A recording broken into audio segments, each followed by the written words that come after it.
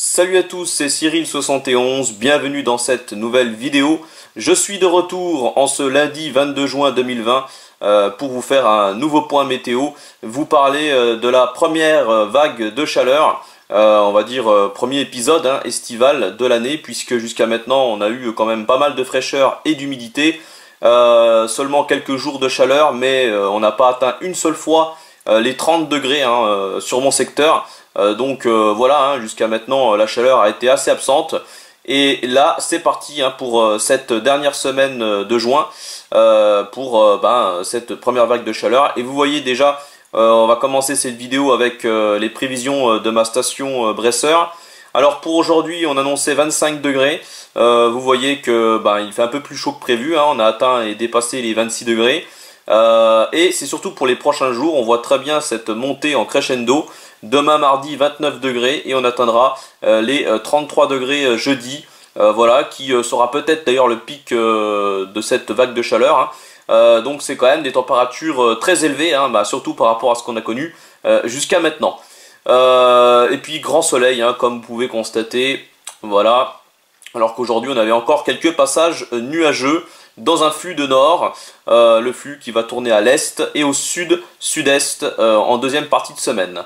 Maintenant on va poursuivre cette vidéo avec un modèle, le modèle que je vous montre régulièrement sur ma chaîne pour vous faire un point assez général.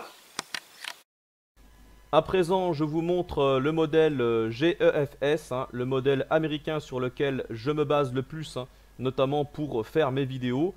Alors je vais vous montrer les centres d'action, l'analyse technique. Vous allez comprendre un petit peu mieux pourquoi est-ce que la chaleur s'installe.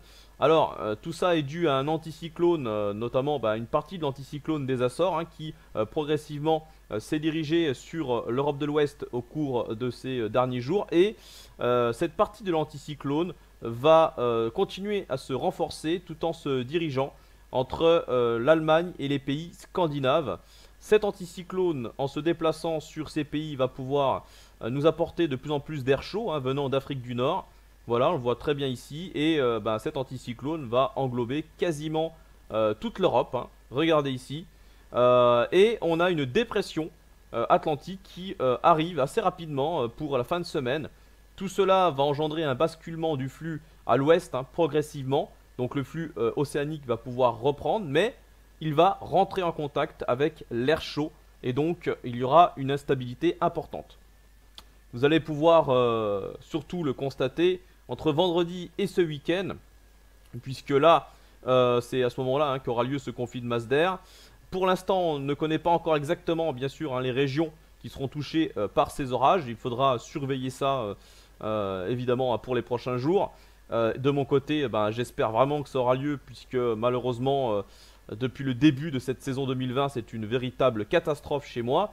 Donc voilà, je verrai bien, enfin voilà, c'est une petite parenthèse pour mon secteur, mais d'une façon générale, on aura quand même beaucoup moins chaud à partir de ce week-end grâce à ce flux océanique, ce flux d'ouest. Et puis après je vous montre pas, puisque ce n'est pas fiable. Dans tous les cas, ce qui est certain, c'est que cette dépression va quand même rythmer la fin de semaine et donc mettre terme à cette vague de chaleur. C'est pour ça que ce n'est pas une canicule, puisque ça ne va pas durer au-delà de 3 jours, sauf pour les régions de la Méditerranée, où là la chaleur va résister un peu plus, ce qui est normal en cette période de l'année, c'est logique pour le sud-est.